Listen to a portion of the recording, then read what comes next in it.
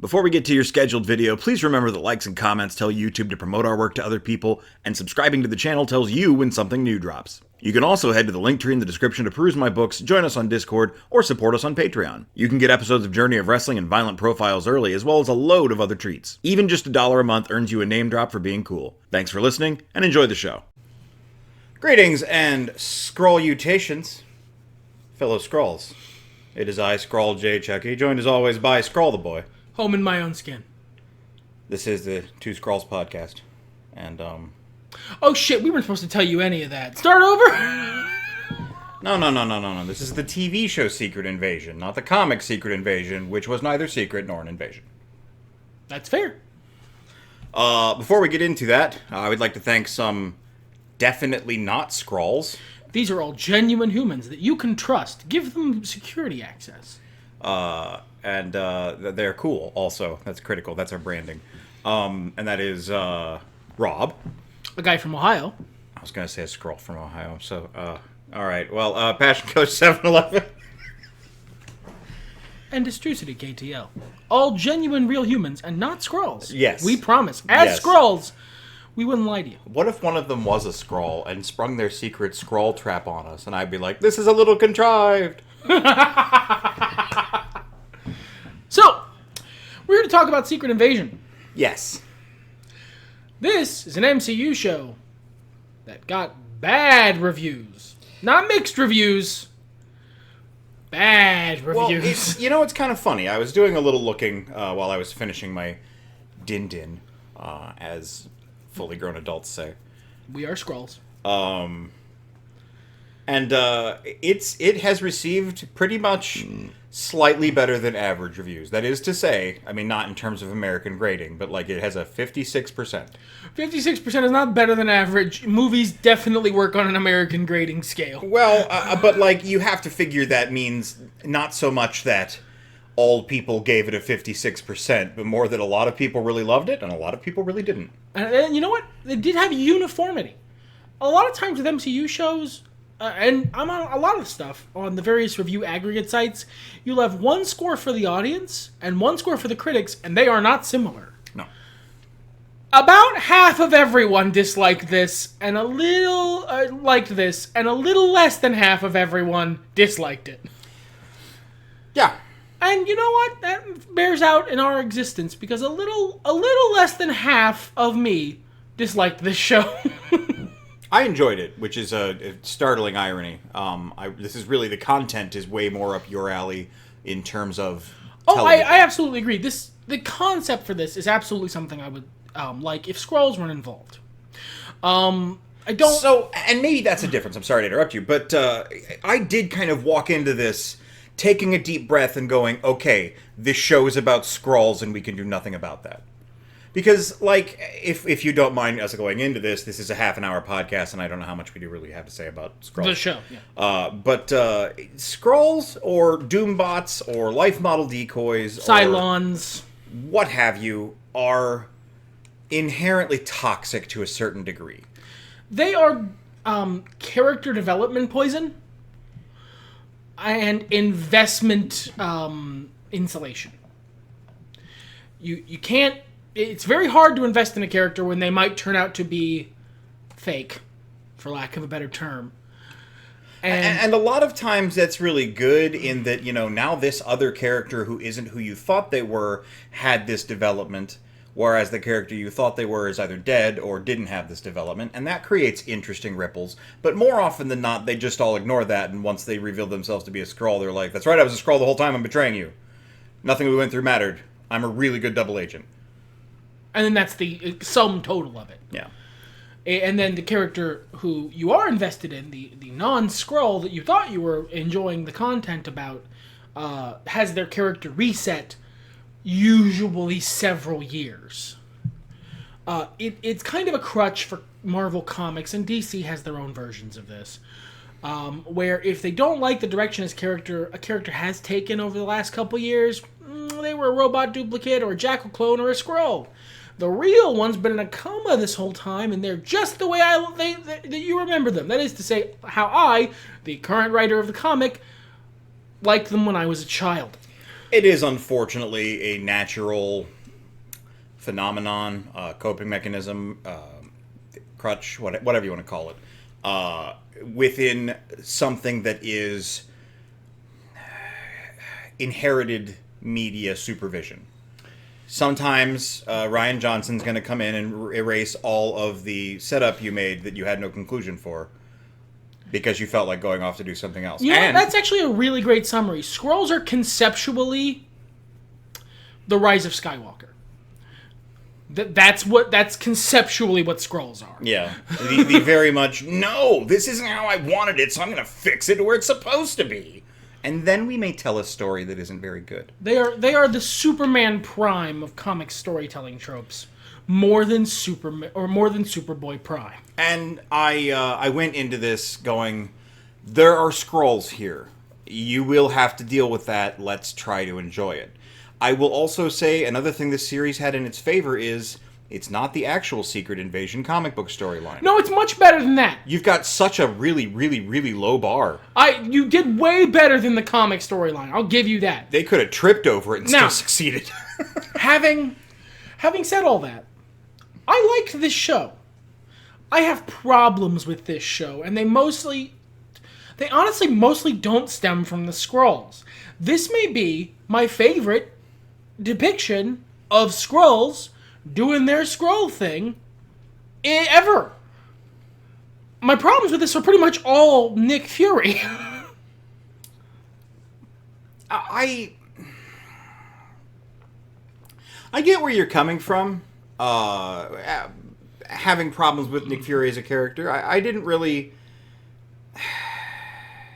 I guess I didn't analyze very hard as I was going. I really, you often recommend I lower my expectations when engaging with a piece of media. And you managed it. Somehow, through some alchemy, because trust me, that wasn't actually what I was trying to do, because that never works. I definitely backdoored myself into lowering my expectations, and I had a fun time with this. What are your criticisms of Nicholas J. Fury? They're mostly spoilers related.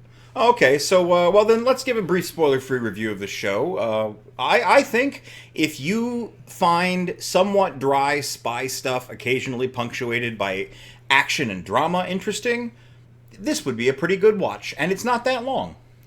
If you want to see a story that is ultimately more about very personal grudges and family drama, with like a spy story kind of wrapped around it, punctuated occasionally by action, as he said. This seems like you're probably gonna like this a lot. I feel like in the mid-2010s, there were a lot of TV shows like this. Yeah. Yeah. I like this premise more than any of those TV shows. I'll say that. Yeah, that's fair. But to get into spoilers, my criticisms of this show are largely based around the fact that Nick Fury is both frighteningly in character as Nicholas J. Fury. That is to say, he is a heartless son of a bitch. And he's wildly out of character for Nick Fury in that he is wildly incompetent. I really think they did a good job of selling that the blip and everything around it broke him. Out of everything that will break him, that was what finally did it. Like, he is a tired, sad old man. And, I mean, it's part and parcel of the fact that every time MCU Nick Fury interacts with Skrulls, he is dipped in the Captain Marvel Nick Fury sauce, where he is now a comedy side character. So he's not allowed to be competent like Nick Fury's supposed to be. He gets his eyes pulled out by a cat. That's the level of side character we're working with here. So they continue that characterization. I look forward to the day you are on your deathbed or floating. I'll still be mad about Goose. No, I think at the end you'll be like, it wasn't that bad. Nope. It was kind of funny. Nope. I'll still be full mad. But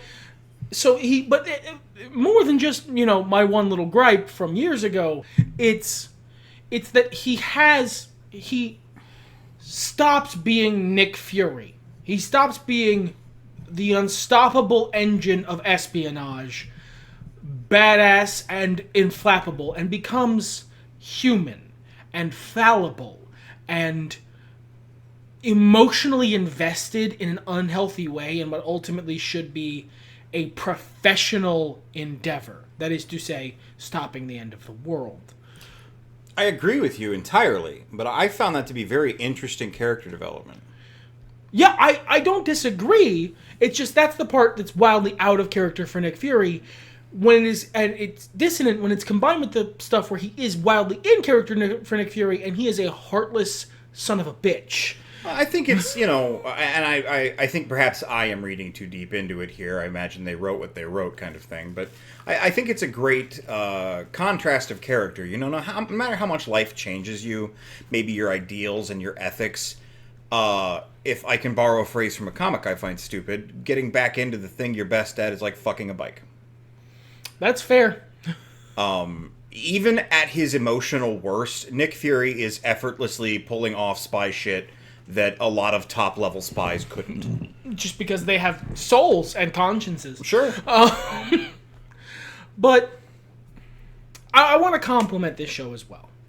I really liked pretty much all the other actors and characters. I like green.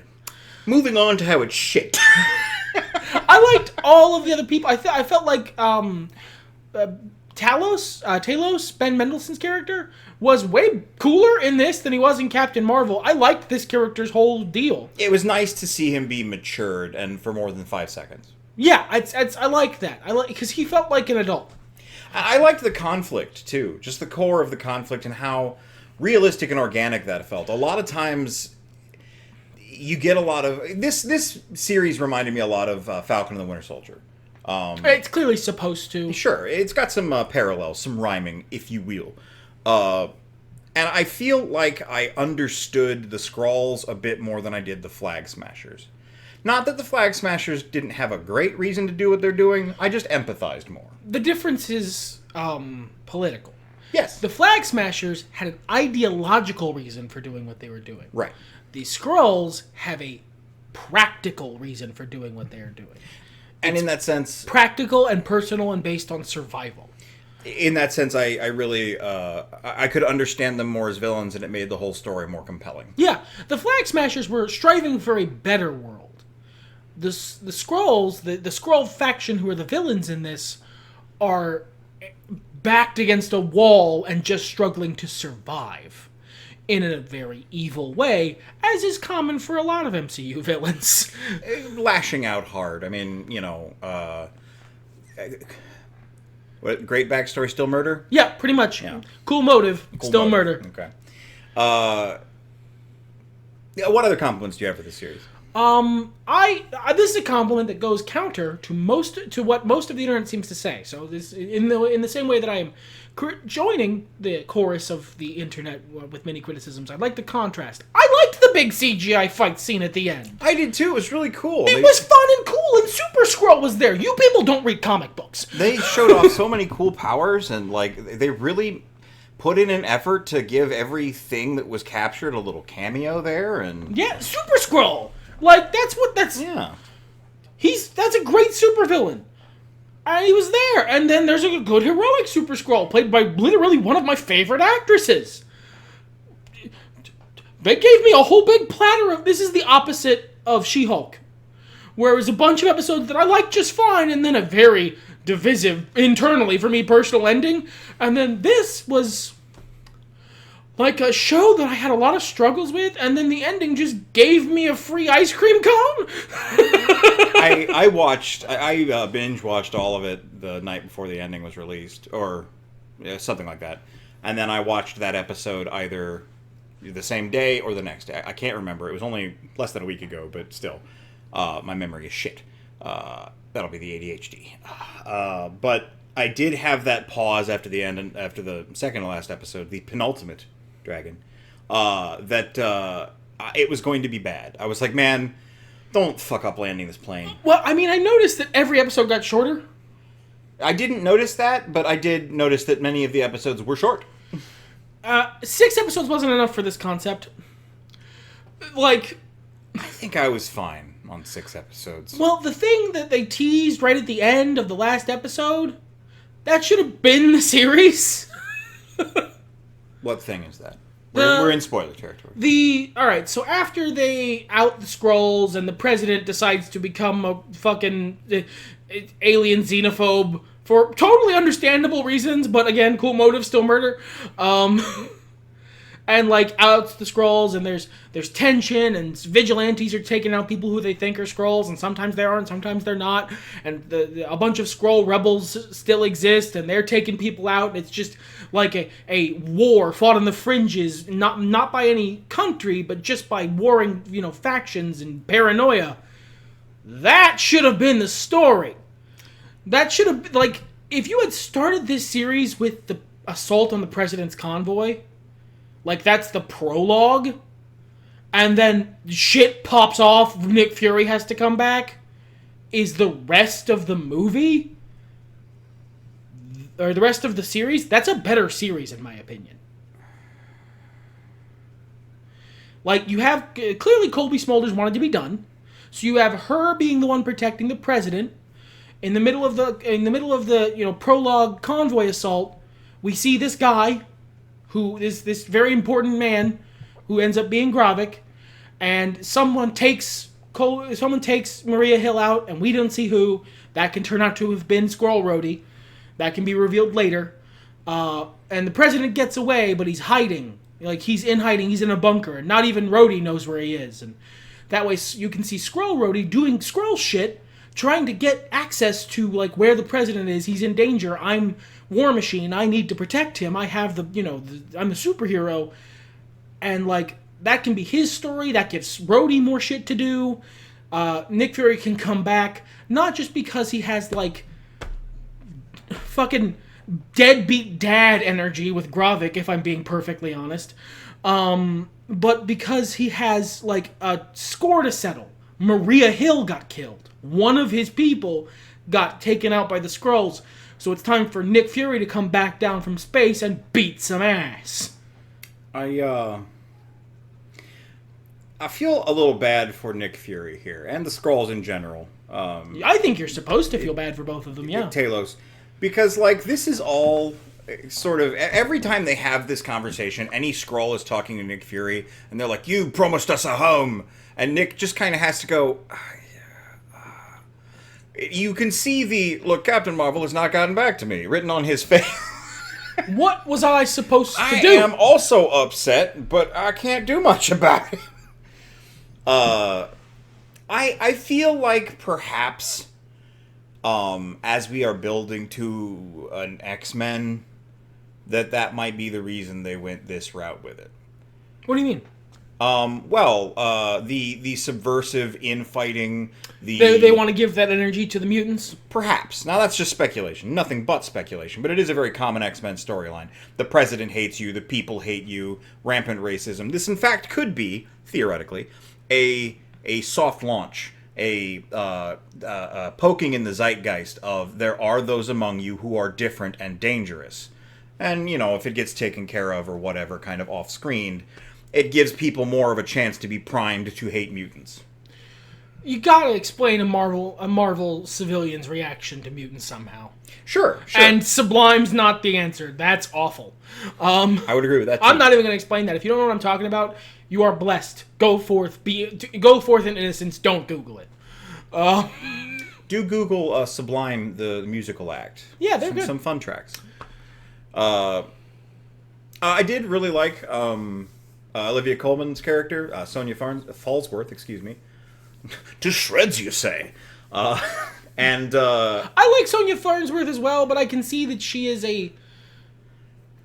that is a Colby Smolder-shaped hole in the plot. I liked her better. I have really loved Colby. I don't know. Colby Smulders, I believe. Her parents. Yeah. I liked Maria Sherbatsky pretty well this whole time, but her dedication to being there, or perhaps higher management's desire to have her there, who knows how much money she costs, I can see things waning over the years, so I got what I wanted out of that character. And, Maria Hill is always... she kind of did what she was supposed to. But I liked Sonya because she was clearly having a great time. Yeah, it was a really fun contrast, and with everyone being very dour and sad, and sometimes this smiling British lady who's like twice as heartless as anyone else on screen just shows up. It was nice. And Maria and like Mary Poppins her way through cutting a guy's finger off. Yeah. I also like Vara. Spoilers. The Skrull wife of Nick Fury. Which I loved. I love that twist. I love that Nick Fury, we got to see a home life for him that was something relatively normal. I thought it was a good way to ping pong back that concept of, you build for a couple episodes. Nick Fury doesn't care about the Skrulls. He's off on his spaceship. Go, fuck Nick Fury. Except he does obviously care about the Skrulls. His wife is a Skrull. He obviously has feelings. He just got depression. Yeah. Like, his whole world was turned upside down. Well, I mean, to be fair, that might not be true. He might just have been tired. Because he never explains himself. Like, the real motivation for leaving for space? He never does. Yeah, he does. No, the one explanation we get is from someone pretending to be him. True. That is true. We get Gaia doing an impression of Nick Fury taking responsibility for his actions. Nick never does. He just sort of nods sadly occasionally when someone brings up that he's been a shitbag. And then moves right along. I mean, like that's Nick Fury. Yeah. That's what I'm talking about when I say he's a heartless son of a bitch. Well, so that's one of those interesting things that again, is a problem with Skrulls. I mean, we brought this up at the beginning of this episode. Shit like that ends up happening, whether you meant it to or not. And B is, I think it does well for Nick, as a character. We never got... Nick Fury in the MCU is a different guy from the comics, period. Ultimate's regular timeline doesn't matter. He's his own guy. Yeah. Well, and the Ultimates one is this Nick Fury. It was inspired by him, not the other way around. Even him, he's different than this Sure. one. Yeah, I agree. And so, like... First of all, he's much more of an unambiguous good guy. Nick Fury is traditionally not an unambiguous good guy in the comics. This Nick Fury wants to do the right thing. He just has conflict about it.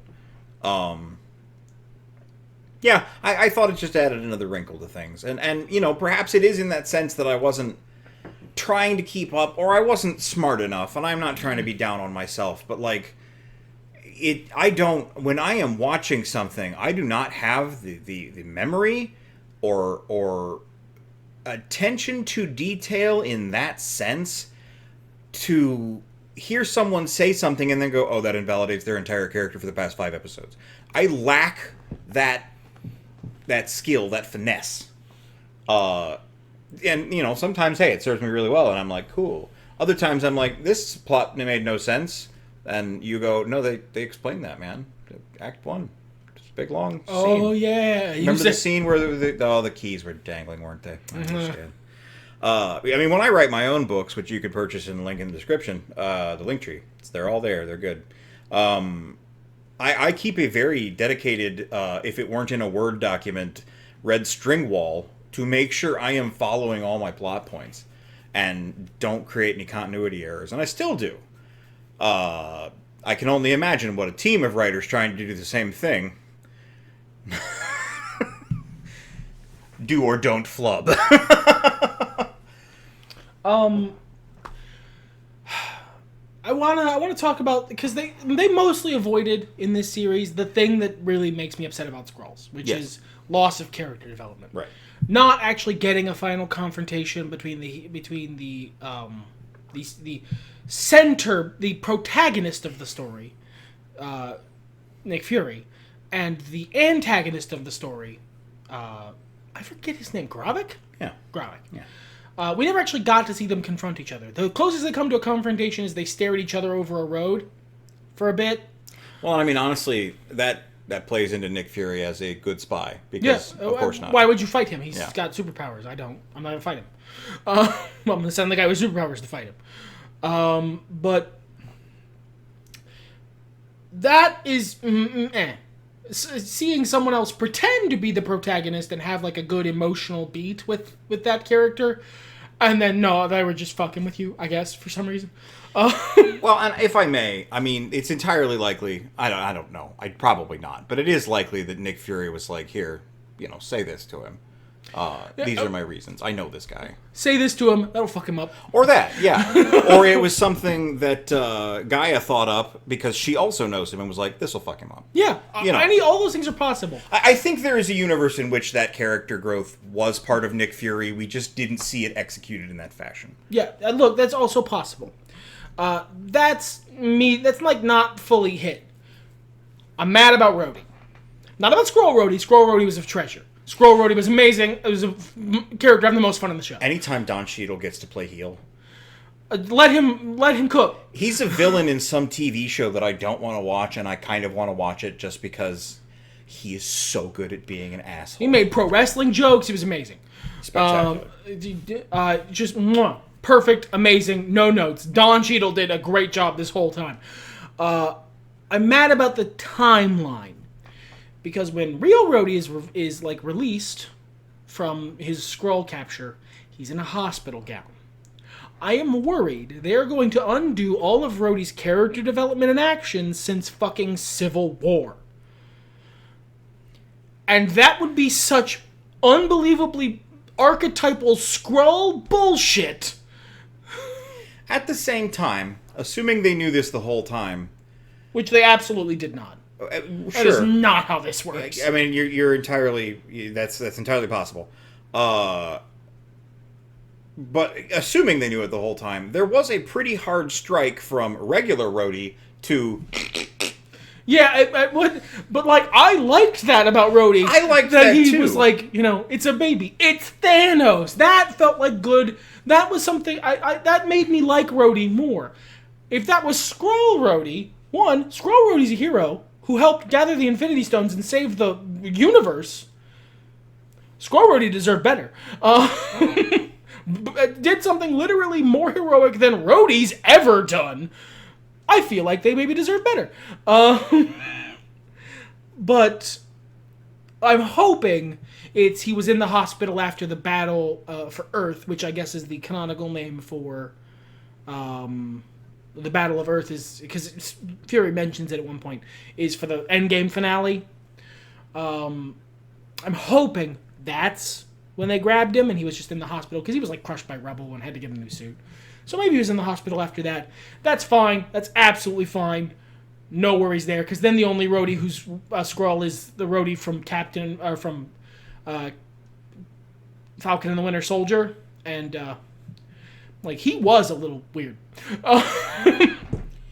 I'm not too upset about it either way. Well, I don't know yet. I am concerned. I think I trust the MCU still. I think that's the most important thing, where I don't get too up in my own pessimism, which I do have. They have managed to take things that I had no hope for and do them pretty well. I mean, even my least favorite MCU movies aren't that bad. I think the only one I never want to watch again is Infinity War, and that's just because it's very emotionally draining. That's absolutely fair. I would say my least favorite MCU movie might be bad, but it also might just be so unbelievably not for me that I can't enjoy it. Which one is that? Captain Marvel. Okay.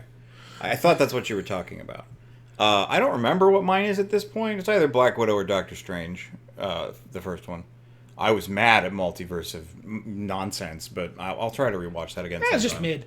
Yeah, it was just mid. It was still interesting. In the same way, this was mid. It was, but mid complimentary. It wasn't anything to write home about. It also wasn't bad. I have gripes, but that's because I'm a comics nerd at the end of the day, and I don't like the writing on this wall. The fact that I don't have nitpicks... But I do. It just says volumes about whatever the hell it is we watched. I do want to give one final shout out to the scene where Nick finally confronts his wife.